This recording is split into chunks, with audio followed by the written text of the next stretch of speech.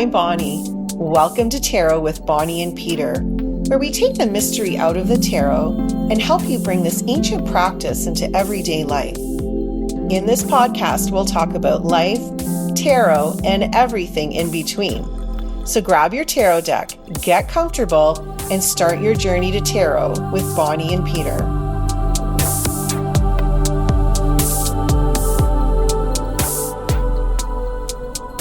Welcome to Tarot with Bonnie and Peter.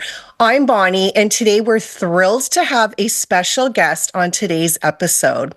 Joining us is Meghan Wellsbury. She's literally one of our favorite people on the planet. Both Peter and mine. Meghan is a certified aromatherapist, a Reiki master, and a self-proclaimed tarot deck hoarder. She's been reading tarot since she was 13, and she co-owns a store in Orangeville, Ontario called Healing Moon. And that's where she uses her skills in essential oils, tarot, Reiki, and crystals to guide individuals seeking direction and a more authentic life. I personally have Meghan to thank for introducing me to tarot, and she's really the reason why this podcast exists. Peter and I met at a tarot and tea event put on by Meghan. It's a monthly event that's put on by Healing Moon, and then the rest is history. Peter and I met, and then voila, here we come now to Tarot with Bonnie and Peter. So thank you so much, Meghan, for being on our show today. Oh, thanks so much for having me. I'm really excited about this. Me too. And, like Bonnie said, and also thank you for, giving us the space to be able to meet so that we could, bring this podcast to life. I've been a longtime frequenter of your store. But what I'd love to know, actually, a question that we ask our listeners or ask our guests all the time is, what is your tarot origin story? Okay. So I was about 13, I think. And it was either for my birthday or for Christmas. My sister's husband bought me my first tarot deck. And I had no idea what it was. I just thought he was super cool. So it was going to be super cool. And it kind of started off my obsession. It was a Rider-Waite-Smith deck from the 80s. And I have the A.E. Waite book that went along with it with like a paragraph for each card that when I look at it now, it's so horribly produced. But it started kind of this lifelong journey. Yeah. Yeah. And you've kind of, your journey has, I guess, ebbed and flowed as well over the years. And I know that, we know as well that, it's gone kind of deep into the tarot world. You've also done some teaching. You've kind of done, and now you've not shifted, but you've added a different sort of system or a different element or a different deck as well. Can you talk to us a little bit about that too? Because I'm curious. And sure, yeah. I mean, the one thing I always tell people, especially when I'm teaching, is that when you read tarot when you're a teenager versus a 20-year-old versus a 30-year-old versus someone with kids or married. Your life experiences will directly affect the way you see the cards. And so I feel like it's, you're never, in my mind, going to be a master of tarot. You're just going to be able to it changes with you. And I feel like it's, I will always be a student. I will always be reading books about it. And I decided not that long ago, it was during COVID actually, that I had tried to read Lenormand cards, and I know my pronunciation is wrong because it is French, but my French accent is horrible. In, probably, I don't know, almost 10 years ago. And I just couldn't get my brain around it because I was trying to read Lenormand like tarot. And it's such a different system. It's a divination, it's a card divination system, but it's completely different than tarot. And during COVID, I was really bored and I thought, okay, I'm going to attempt it again. And it just clicked. And it started another slight obsession of mine, which is, I read Lenormand, but I also like to add it to my tarot readings as well. So it kind of gives a bit more specificity to tarot. Like Lenormand is so accurate and so great with time and specifics, whereas tarot is a bit more vague and you kind of read into it. The two work really, really well together. So, Megan, I love Mhm. that. And hopefully one day I can aspire to that with Lenormand. But do you, I know that you read for other people, but how do you use tarot and Lenormand for your own personal practice? Like, do you have a practice that you use for that that's outside of doing readings for other people? And I love how you mentioned that tarot evolves with you. That's really like an aha moment for me because I also got a tarot deck when I was a teenager, but it didn't click with me at the time. And it wasn't until like my late 40s and I was like, oh, tarot, hello. And that's all because of you.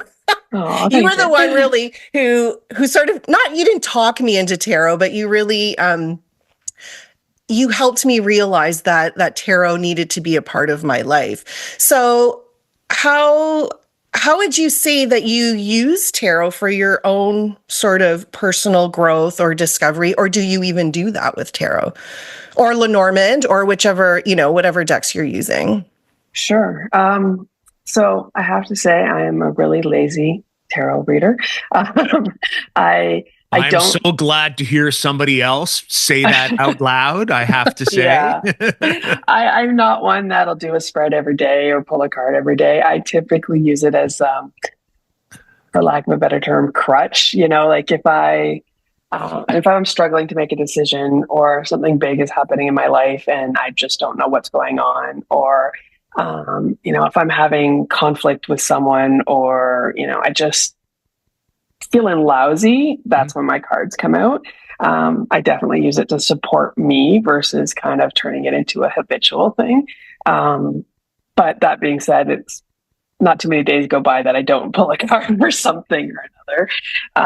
I also use it with my aromatherapy as well, which is something that I've just started doing because I realized that all the oils relate to elements and all the cards relate to Right. elements. And especially if I'm blending something for a client and I'm just either want to double check that the blend is correct, I'll ask my cards, is this going to be beneficial, or how will this be beneficial for this person? Um, but then if I'm also struggling to find out which oils to put in, I'll pull cards and correlate the elements and kind of the meaning of the card to the oils as well. So, say if it's if a major comes up and say it's the Empress, I will look for more feminine power, like a clary sage, which really affects the feminine system. Um, or if it's, some of the more earthy oils and lots of pentacles come up, then I Right. realize this person needs more grounding. So yeah, I use it that way as well.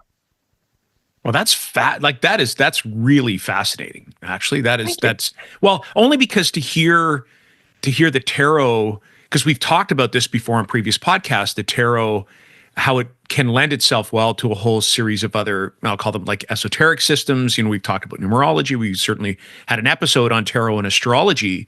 Really interesting to hear about tarot and aromatherapy and how the blending of, I was going to say the blending of elements, but literally the blending of elements, like the blending of characteristics of a tarot card, how they lend themselves so well to other systems. So that's actually really, that's very, very intriguing on the, I need more fire and therefore here, or even just the idea of, Yeah. of archetypal masculine versus archetypal feminine and what goes in.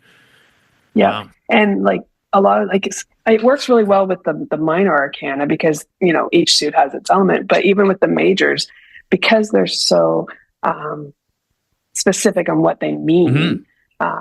I've had temperance come out, or temperance or justice come out Right. many times where my blend is off centered, right? And I realize that I need to pull more of the opposite elements in to blend it. And the one thing I have noticed is when I give my blends to my clients, I've not, knock on wood, have had one person hate their blend. They all are just, in awe of how perfect it is for them. And I really do. I use a pendulum as well, but I really do think my cards make a huge difference for me to trust my gut and to know that I'm blending it properly, but also to add to it as well.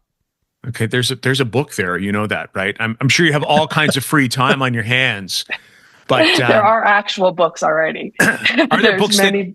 about Yeah. aromatherapy and tarot? Yeah. Oh, Yeah. okay. Huh? I'm trying to, as I look at my bookshelf, I can't see it right now, but there is one, and she specifically um, works with the queens, and each queen, and makes blends for each queen, and yeah, it's really cool. Wow. Okay. Well, that's thank you for sharing that. That's fascinating. I'll, Fascinating. Yes, I'll thank you, send Megan. I'll send you the name when I remember what it is, and you Yeah. can add it Perfect. to below. Yeah. We'll add it to the show notes. So, Yeah, um, I love working with essential oils, and I would never have thought of putting like combining tarot and essential oils together. So thank you for like expanding my mind. And yeah. now I'm probably going to go crazy with that. So, Well, and we had that happen in the last episode where we talked to Barbara Moore, and Barbara Moore was talking about her relatively recent work with mandala and the tarot, and so yeah, just the blending. We learned so much on how people can take other things and then incorporate them into the tarot.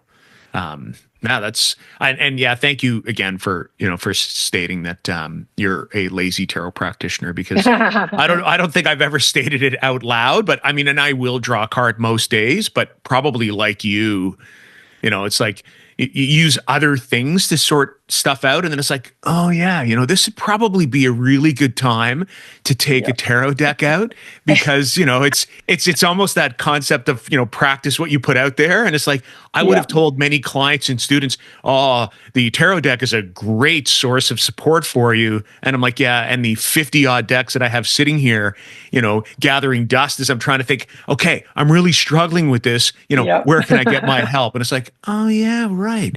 Right. The tarot deck. Let's go and do that. Now, Yeah. so speaking of tarot decks, you've said you're a hoarder of tarot decks.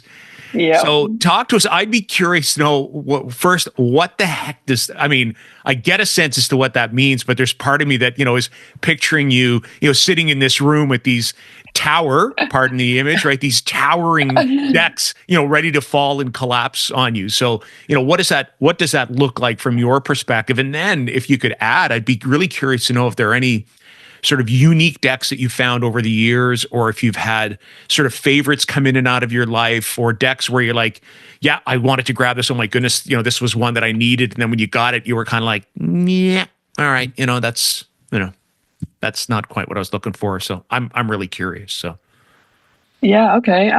So thanks to my husband, I don't have stacks of tarot everywhere because I don't think I'd be married anymore.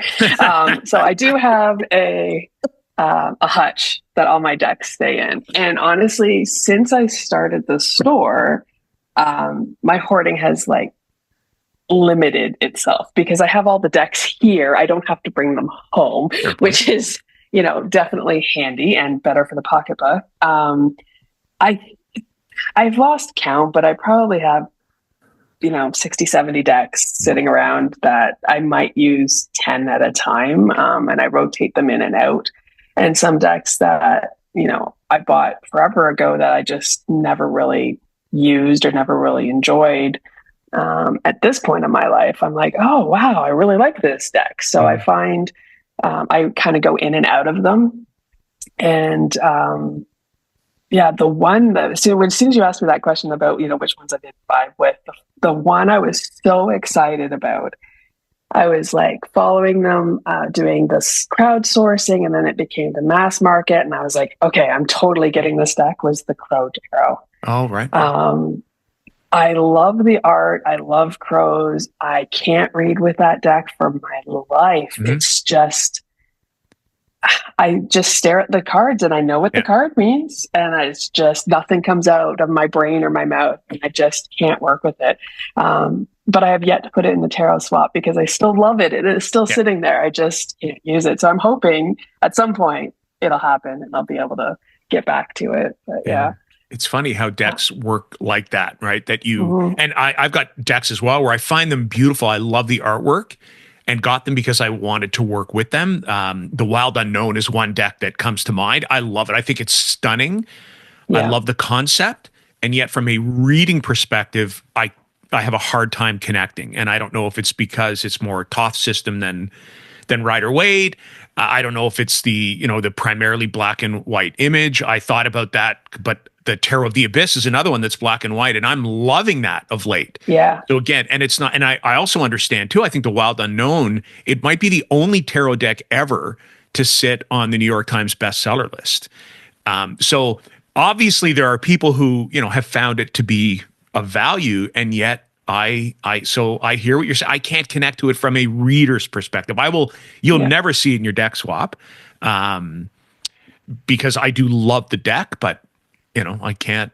The Thoth deck was another one, same kind of thing, right? I'll go at it sometimes and kind of dig deep into some of the esoteric side, but then I'll take it on. Oh, you know what? Look, Peter, it's magical work. That's like sometimes what you love using the tarot for, and I look at it and it's like, no, can't do it. So.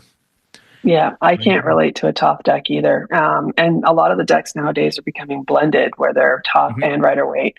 And it just throws me right off. And I'm just like, no, I am a Rider Waite Smith to the core kind of structure person. And I don't even read oracle cards. I can't get my brain around an oracle card for my life either. So, So that's why you talked me into tarot then, right? Damn right. I was going to say, Bonnie, there you go.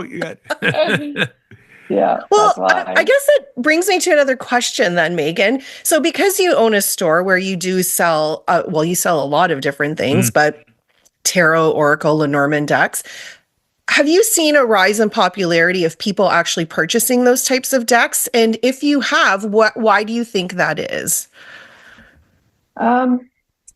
Definitely since the pandemic, we saw a huge shift in the way people wanted to kind of take care of themselves. And, since a lot of the classes and everything else were limited, people wanted to be able to take something to their home and kind of escape from reality, for lack of a better term.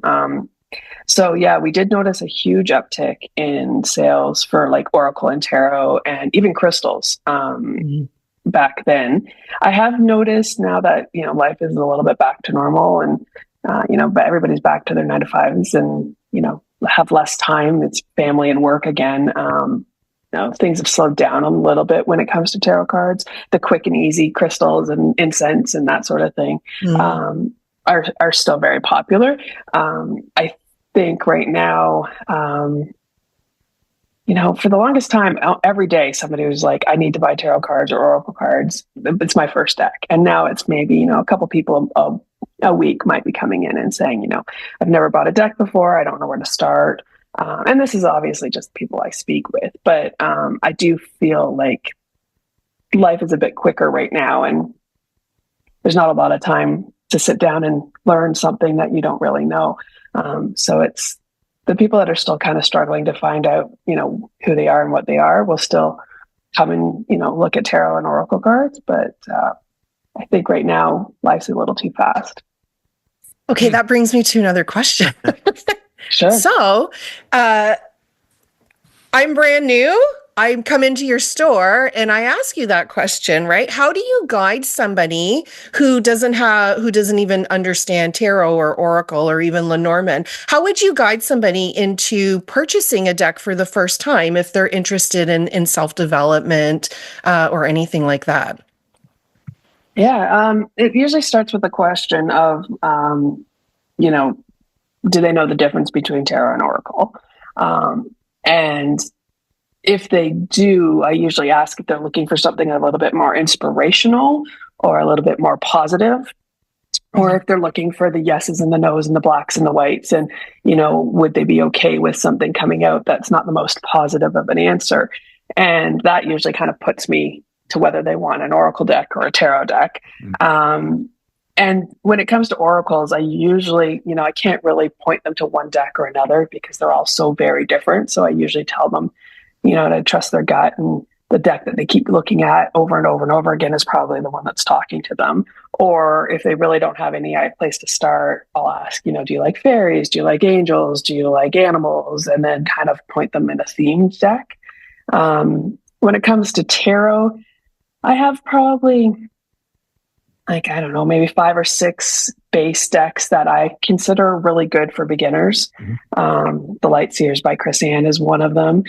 The original Rider Waite's and the Universal and the Radiant and the Rider Waite Smith. I usually start there, and most people are like, I don't vibe with the art. Yep. Or they'll be like, I want to start with the beginner. I want to start with like the original. So it's one of those. Right. And then I'll go with, okay, if you don't want the original, then, here's 5 or 6 that I think are still considered quite good beginner decks, and then let them pick the one that, jumps out at them. Do you want to reveal what those are other than other than Chris Ann's? Yeah. Light Seers, Chris Ann's, Everyday Witch by Deborah Blake. Because I love her book in that. So a lot of people like the fact that it comes with a good sized book. The Modern Witch, who I can't think of who did it right now. The Cozy Witch. Do you see a theme here? The Golden Art Nouveau is another one. Oh, right. That's Bonnie. That's one of your favorites, is it not? Yes, I have that. Yeah. I'm trying to think. I'm looking at my shelf in my mind. I just put you on the spot. Sorry, Megan. It was just more of a... Sorry. No. Bonnie and I are probably doing the same thing, probably picturing the shelf in your store going, okay, because I was thinking This Might Hurt by Isabel Rotman as well is. Oh, yes, that's another one. Is one that, has that same kind of idea as Chris Ann's deck as well, the Light Seers Tarot, a little lighter. That one I think is so great because it sticks really well. Like the images stick really well with the original, but it's a much more inclusive deck. It's a much more modern feeling deck, but the title freaks people out. And I can't get them past going, well, yeah, tarot might hurt, it might tell it like it is, but nobody, it's not one that people will go to. Oh, Pulp Girls is another one. Pulp Girls Tarot, I think that's what it's called, is another one that sticks to the artwork with their own, image, sticks to the images with their own artwork. Yeah. And then we had, when Barbara Moore was talking about the Good Fortune Tarot, it's again along that same path. It's now added to my list too. Yes. Yeah. And I'm really sorry. It was in your store at least recently, but it disappeared from your store and made its way into my home. I wonder. This is what happens. I think Peter and I should own shares in Healing. And Healing Moon. I know. It's kind of funny because, and it's particularly in response to a guest. So in some ways, Megan, I'm glad that you haven't made your own tarot deck or oracle deck. Oh, because it saves me from having to run out. Because I think after every episode that we've had where we've had a creator, we've been talking to a creator, I have gone out to buy at least one deck.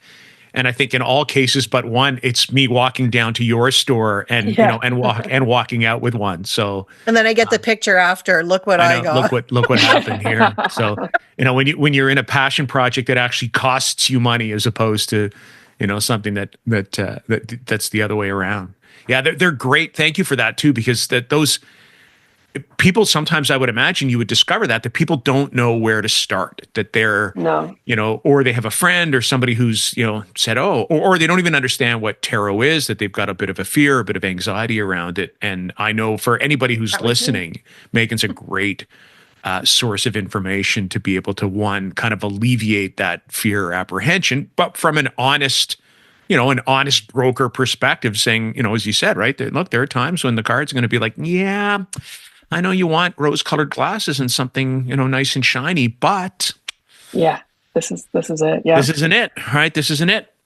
Or, and then, okay, great, you've decided on the tarot. Here's some decks, because I'm with you. I think that Rider Waite sometimes a nice place to start, but 1909 artwork, it's kind of hard to relate, post-Victorian London, England, and in 1909 to the world we live in 2025. Mm-hmm. So the artwork can be a little different. Sorry, Bonnie. Sorry, Peter. No.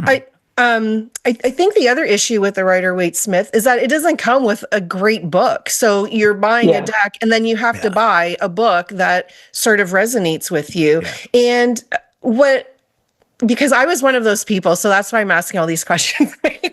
So I came into Megan's store and I'm staring at this wall and I thought I was going to buy an oracle deck. And then she talked to me about like, it sounds like you need something with a bit more structure. And I think tarot would be great. And we decided on the Light Seers Tarot. And the beautiful thing was you had me hold some different decks in my hand to see what really resonated with me. So I love that too, that if you're in an actual store and you're picking up the deck, what are you like, what kind of energy are you getting from that deck? And even though I was afraid of the tarot and I was afraid of those messages that were going to like punch me in the face, but with the Light Seers Tarot, it was it was a more, what's the word I'm Gentle. looking for? Yes, thank you. It was a gentle way to understand the tarot and to still receive those messages, but in like a healing way. And I think that like if I didn't start with the Light Seers, my tarot journey may have gone a different way if I was getting those messages that I wasn't sort of ready to receive in that way. But it was just such a gentle way for me to experience it. And I think that's important for people too, because if they are coming at it from this perspective of like, no, the tarot scares me, I don't want to see those things, choosing and helping people choose a deck that really helps them ease into the tarot. Yeah. And then now I'm at the point where I'm like, I'm ready to receive those messages. I can look at those darker decks and I look forward to that because I'm like, okay, what do I need to know right now? And I'm ready to do this. Whereas at the time I didn't understand. So I just pushed it away. Mm-hmm. Yeah. And I think the other thing that people expect is, well, that, you know, they come in and they're like, well, I like Oracle because I can just pull one card and read about it. And when I tell them they can do tarot the same way, they get a little shocked because they expect to see those massive spreads that they see online or in TV shows. And they're like, oh, it's too much. I don't understand it. I can't memorize all those cards. And, you know, when I tell them that they can just pull one card and read the book, Google it to get the answer, they're kind of a little bit more open to tarot versus, you know, expecting to have to do a Celtic cross, you know, every day. You know? So there we go. 10 cards, a 22 card major arcana spread. Yeah, let's do that. Yeah. But that's, I think too, you do such a good job when you talk about the idea of tarot having a structure because, you know, you mentioned, well, memorizing 78 cards. You don't have to memorize 78 cards. Like, you know, the deck, and we talked about this in one of our early episodes, like the deck has 4 suits and all the suits link to a lot of different things. Like you had talked about the idea of aromatherapy and the elements. Well, when you're talking about a suit that is the pentacles and in earth, well, there's only so many things that pentacles are going to talk about. You know, it's going to talk about your daily life. It's going to talk about groundedness. It's going to talk about gratitude, which Bonnie, you know, reminds me of as well, that, you know, it's a suit of gratitude. All of those kinds of things, right, are going to sit in that system. So I don't know. And then you can get, then you become okay with, you know, I think of one of our favorite cards. We talked about this before, right? Megan and I both enjoy the Tower card, which, you know, is a challenging card to get out of the deck. But, you know, as much as like, you know, Bonnie said, what was the language you said? You know, didn't want a deck that, you know, would, you know, kind of hit me in the face. It's like, well, punch me in the face. You know, but sometimes that's what we need when we're looking for guidance. Sometimes we need that kind of, you know, more aggressive stance, and the tarot is a safe way to be able to do that, right? That, you know, a card like the Tower, the Devil that comes out, or, you know, that is a wake-up call without it necessarily being, you know, a friend or colleague, you know, shaking you by the shoulders saying, hey, you know, wake up, right? Wake up. No. Yeah. Oh, that's great. No, my stalker card is the 9 of Swords, so it shows up whenever I need a smack in the face. That's been a long time stalker for you. Yeah. It still is. Yep. It will always be, I think. It's just, I have to pay attention to it and it shows up. But half the time I'm just like, go away. And then I'll be like, oh, right. You're trying to tell me something. Yeah. Now, I wanted to ask you, no, it's Bonnie, go ahead. Sorry. No, you go ahead. No, because I wanted to, I wanted to make sure there was one question that I had wanted to ask Megan before we go into our card selection. Because you do run a pretty, you know, call it niche style business in what is, you know, relatively a small town. Like we all live either in or close to Orangeville. I'm within walking distance of Healing Moon. It's a town of 30,000 people. So, but yet you've had this business, and, you know, I was mentioning this before we started recording the podcast. I think I've been going in there probably pretty close to when you opened, and we've had since then a lot of businesses on our kind of main street in our downtown that would have shuttered, and yet yours isn't. Yours is still going. So there would have to be benefits and pluses to running a small business in a small town, a kind of niche business, and then there'd be challenges. And I'd be curious to know, what those are. You've got a very focused business that isn't for everyone, and yet your doors have stayed open for longer than a lot of businesses have. So. I think one of the biggest benefits of being in a small town is that we, create, relationships with people like you guys, right? And we really try and make sure that our doors are open to everyone. We want to make this place a safe space for people to ask whatever questions they have, whether they're just starting their journey in witchcraft, or if they just want to add crystals to their yoga practice, right? Like doesn't matter what level you're at, we want to have this space to be here for people so that they can have, not necessarily their parents or their friends know what they want to do. We just kind of can just support them while they go through their journey. And creating those relationships with people in a small town, we see the same people over and over and over again. And I think that's probably definitely one of the biggest benefits is that, we do have this kind of family that we're creating. Probably the one reason my sister and I wanted to open this store was, I want to say it was late 90s. There was a store in Orangeville called Peace Within. I don't know if you were around here. Yeah, I was. And that's where we started our witchcraft journey, which started with Wicca because that was basically all that was available. And then when that store closed, we would have to go to Toronto or, anywhere basically to find, or online to find support for our practices. And we realized that Orangeville was ready again for a store like us. We were very concerned about the community accepting a witchcraft store in Orangeville, just because the other side of that is the many, many churches in the area, right? So that we've been lucky that we haven't really had too many issues with the community, having issues with us, right. I think is what I'm trying to say. So that is just keeping a fine line between keeping everybody happy, but also being here for the community is the biggest challenge, I think. Yeah. And I think if I can add, and you can tell me if I'm wrong, I also get the sense too, that it is a safe space for communities that may struggle finding safe spaces in a small town as well.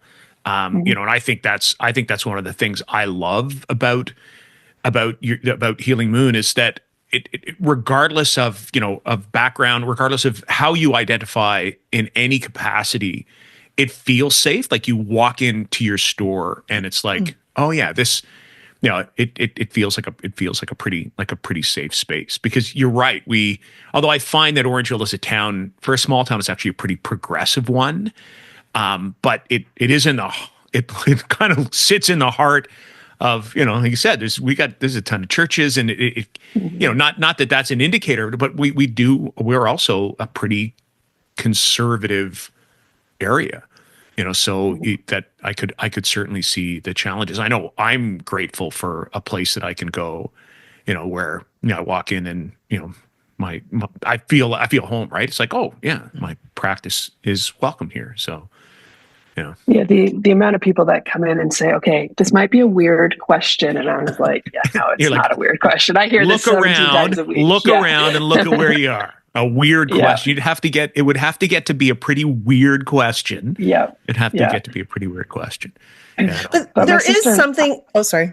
Go ahead. No, go ahead. No. I was just going to say there's something exciting about going into a store like Healing Moon, right? It's like this like you open the door and all of a sudden it's like you're entering this magical universe.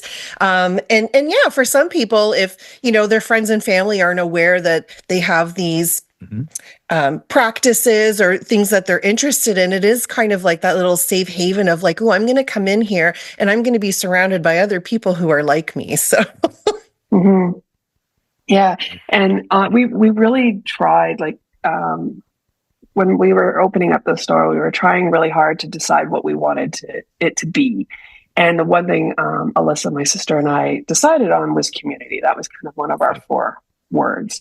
And we actually started off being more of an essential oil store where it was like a make your own.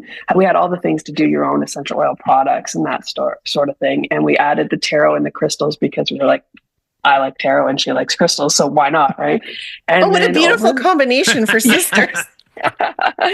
and the store literally, and we say this and it's going to sound dumb, but literally turned into its own thing.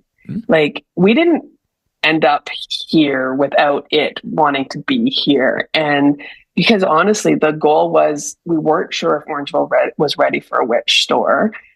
So we thought, okay, we'll stick with the essential oils. It was really big back then in 2017. And everybody was making their own bath and body products. And we're like, okay, we'll have that. And then we'll just have these little things here as well. And then within a year, it turned into hardly any essential oil stuff and nothing but tarot and crystals and incense. And I really feel like it just kind of created itself. It just You gave it the into its own thing. space. Yeah, you gave it the space to create. Yeah, and obviously, the people wanted this, so this is, what we have. But yeah, I feel like the store has a mind of its own. Well, yay to the people. So. Yeah. All right. What do you think, Bonnie? Are we ready to do our the last thing of our podcast? We ready to do our card jar? Or Megan, did you have anything else that you wanted to add?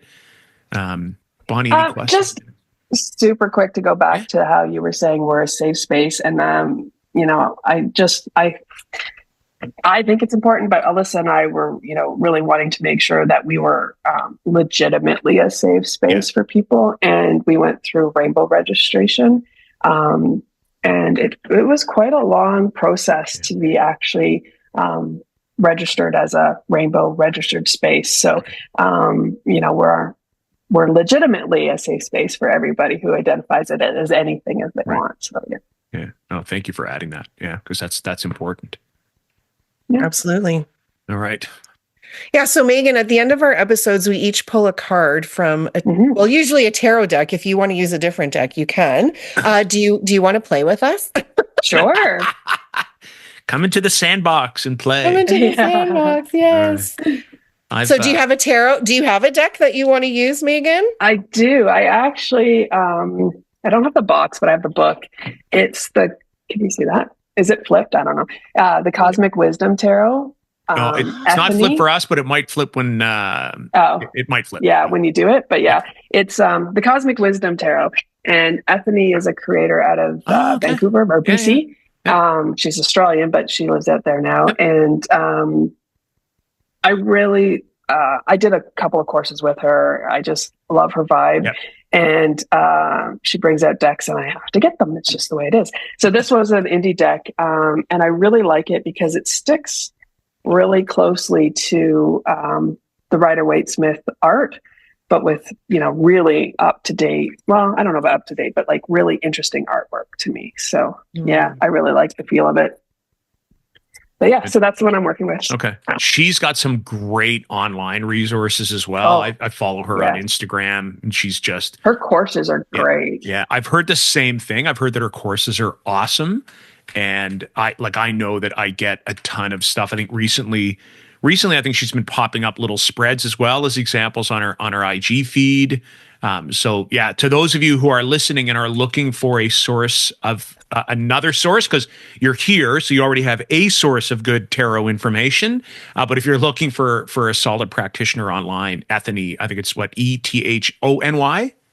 Correct. Yeah. Ethony is a really fantastic. And of course, for me, the Canadian/Australian connection is always a nice one too. So.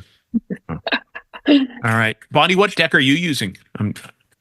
I couldn't do this episode and not use my Light Seers Tarot by Chris Ann. This is the whole reason I got into tarot, and it was because of Megan that I bought it from Megan. based on her recommendation. So I really have you to thank for this whole tarot Oh, journey and how my life has completely changed since I've been studying and forming a relationship with the tarot. So that's the deck I'm using today. And Chrisanne is another fellow Canadian. yes, So she That's right. that is. was, and I didn't realize that at the time, but yeah. Yeah, not far from where we are, actually. I don't believe. Like home, I don't think Hmm. far Yeah. from where we are. She's just to the north of us, I think. I think so. All right. And I'm going to So, use, I'm using oh, the sorry. I'm using Gilded Tarot now. And, Ah, I've gone down this path, having resuscitated and pulled it, out of the dark depths of my tarot cupboard, and it's been at my side. It was my card of the day draw yesterday. It was my card of the day draw this morning. So I'm back to using it again because I love it. No, Sierra Marchetti and Barbara Moore.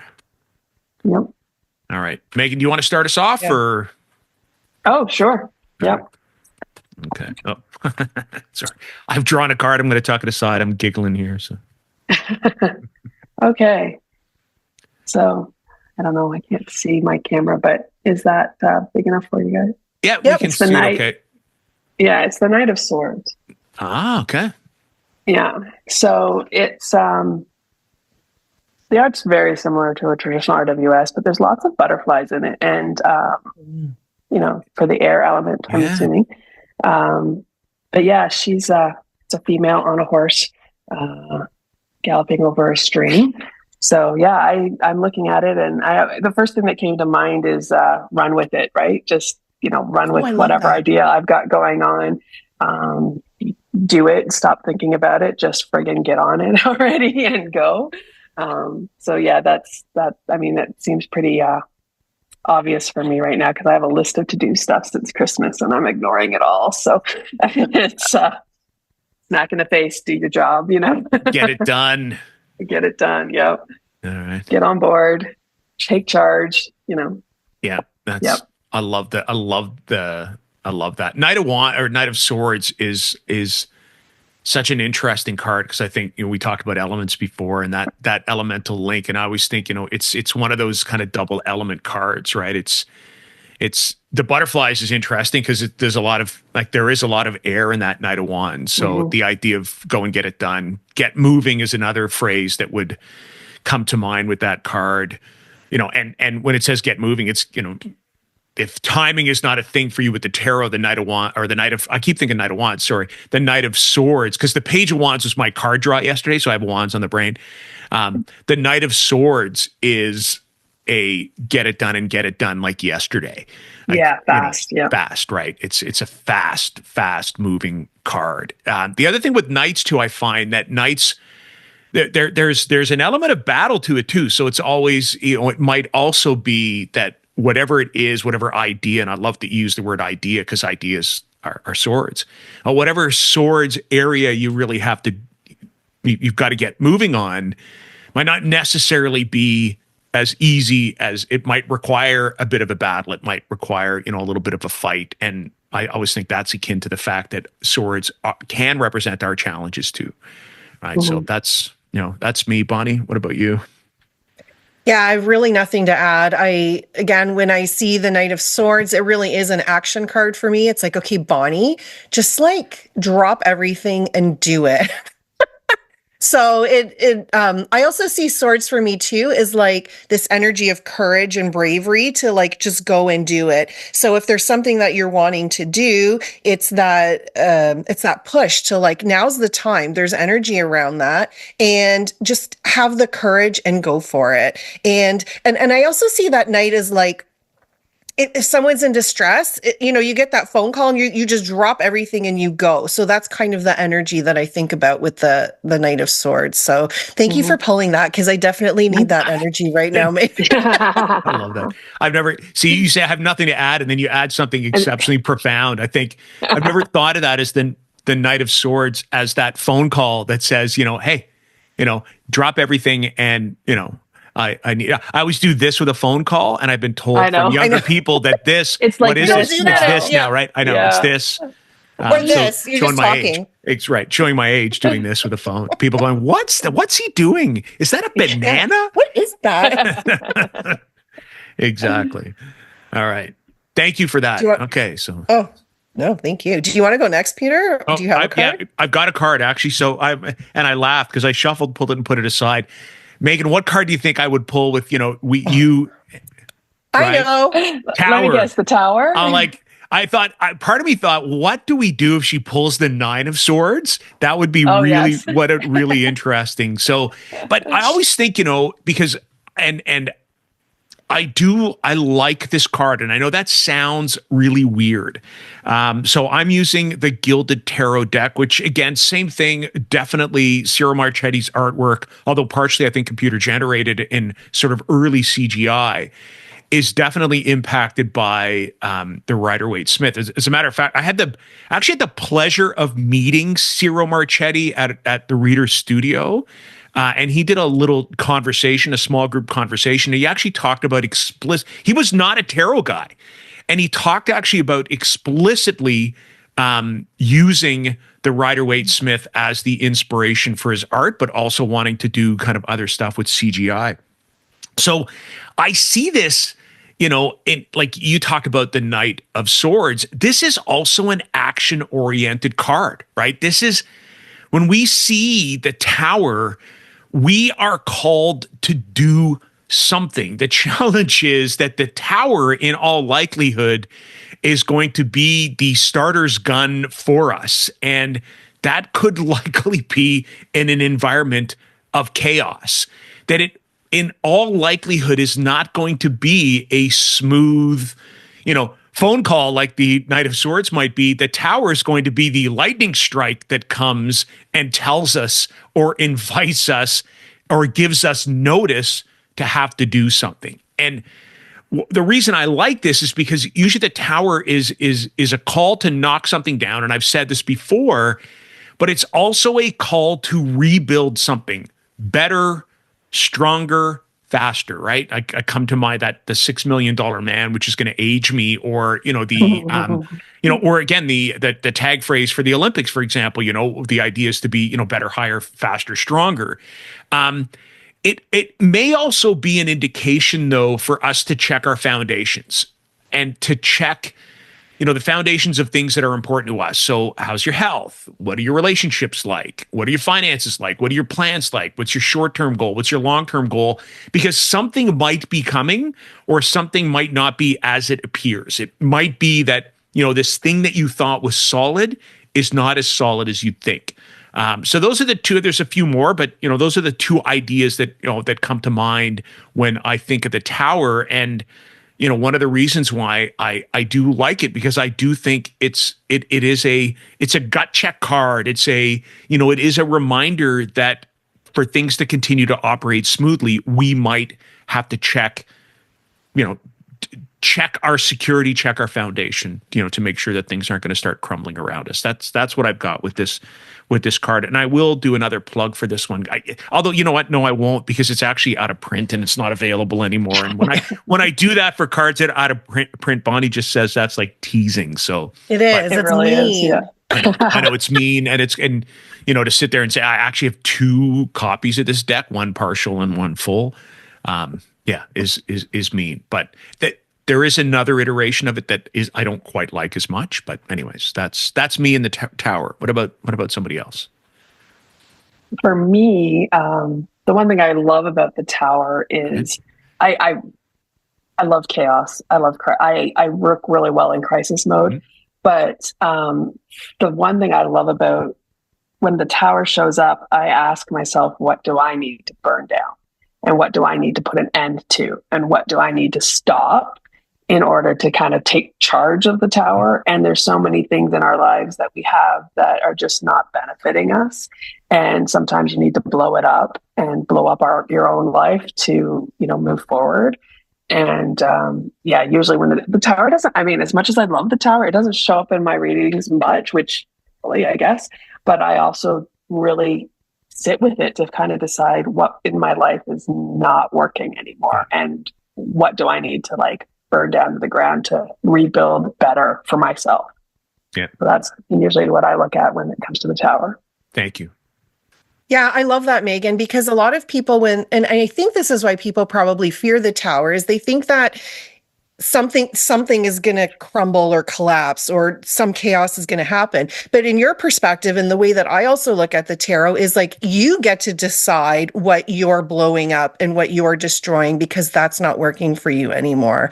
I see the tower in the same way. For me, when I get the tower, I think about hiding. So it's like I'm hiding in the tower, and then the lightning comes and it's like breaking the tower down, and it's forcing me out into the light because hiding isn't serving me anymore. Or it's almost like, when we see pictures of the tower card, it's these tiny little windows and these big people that are falling out. It's like they're too big for the tower now. So they're being like expelled from the tower. They have to come out because you can't keep growing if you're in a space that's so small.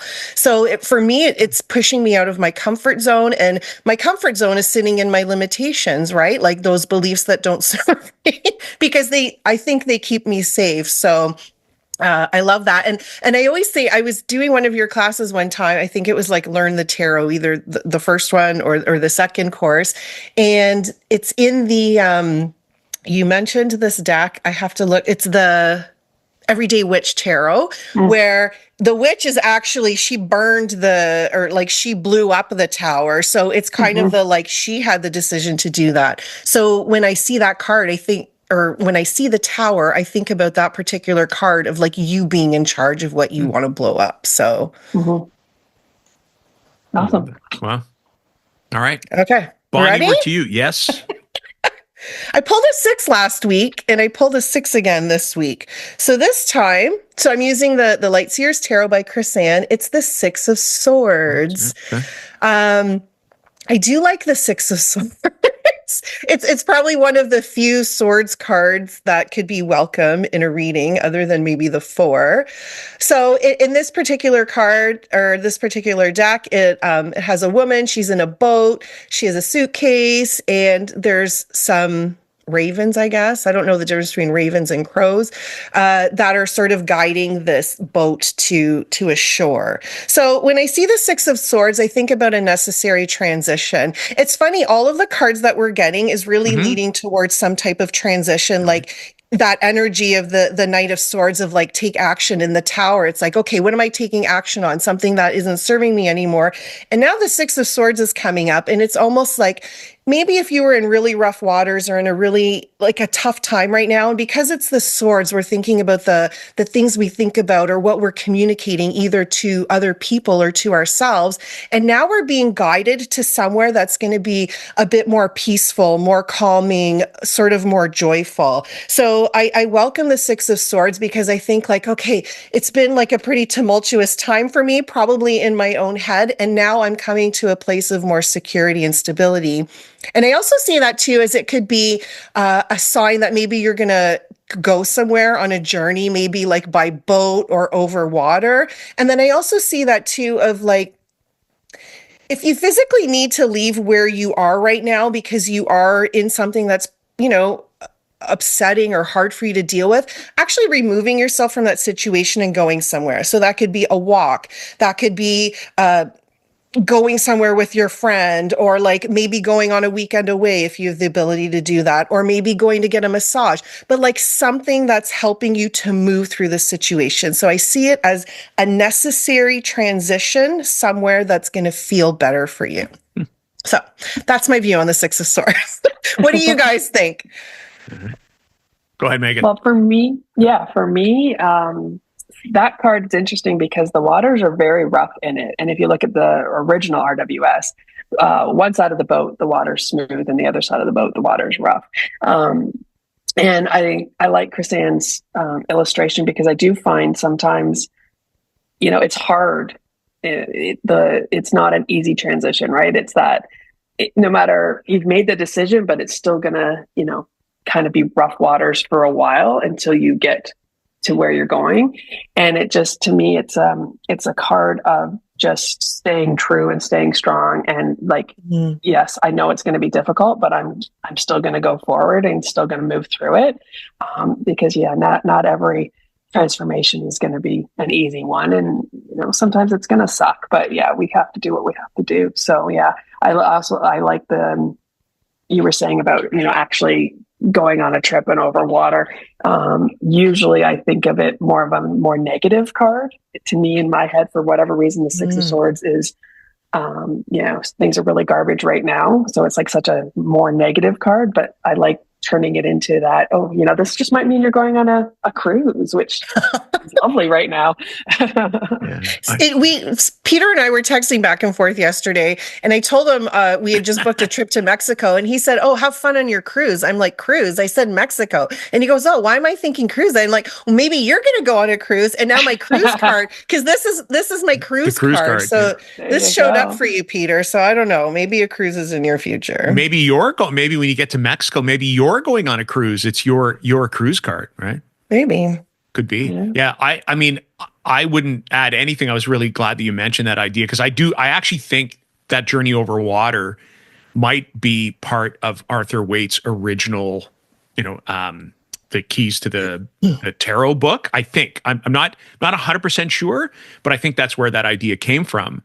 So I have nothing to add. What I'll look at, though, is I thought it was interesting that the Tower card that this card came after the Tower card. Mm-hmm. So if I was to you talk about the idea of this almost being the perfect transition. So it's one of those cards, and, Meghan had mentioned sort of a negative personal connotation for it. And it's kind of funny because if I took the Tarot card and the Six of Swords cards, and they're two cards where you would look at and go, oh, big eyes. They could be challenging cards. That Six of Swords card would almost be the perfect transition card to get after a card like the Tarot. It would be saying that first step, that here's a situation that's describing itself, that's crumbling, that you need to get away from, or that you need to take matters into your own hands and to blow it up. The Six of Swords is saying, and then the next step is move as far away as possible from that situation.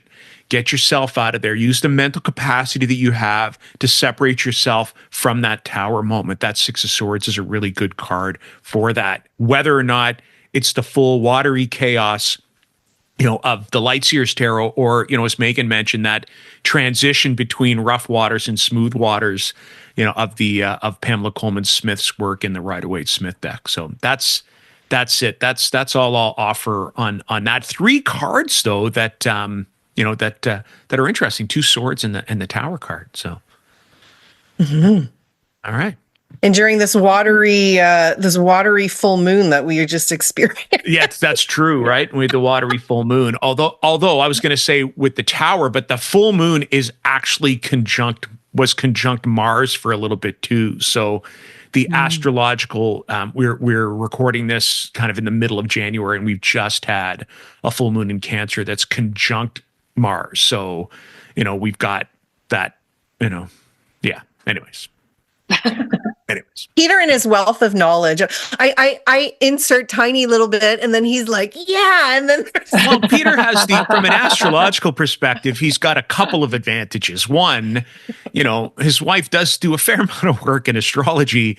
And 2, I also edit her weekly videos and her weekly podcast. So I usually get a pretty good, and I just sent out a newsletter to my followers, and I included the idea of that full moon in Cancer, and then the fact that it was conjunct Mars. So, look, it's not a wealth of knowledge there. It's just access to information that I can remember. Thank goodness. That's all right. Awesome. So, Meghan, for people who would like to find you, whether it's, in person or online, or even some things that you've got coming up, well, let them know where they can find you and what you've got going on.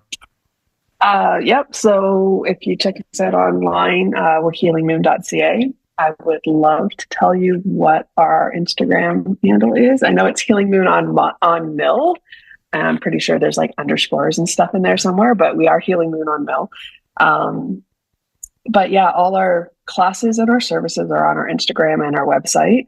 The third Saturday of every month, I think I've created that, is our tarot and tea nights, which is where you guys met. So it's where Can't I pick recommend people up. that enough. Actually, can't recommend that enough as a tool. Amazing. I try and limit it to 8 people since our space is pretty small.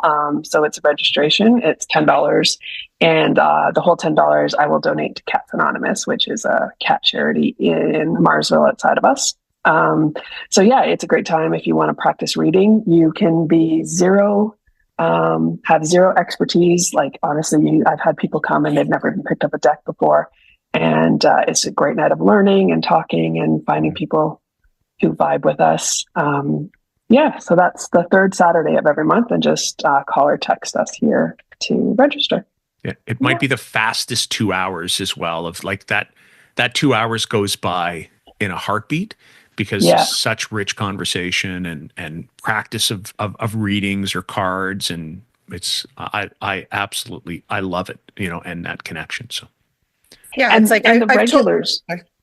Sorry, Han, go. No, I was just going to say, it's like Christmas morning. I've told you this before, Megan. Like when I get to go to tarot and tea, it's like Christmas morning for me. It's like, oh my God, I get to go today.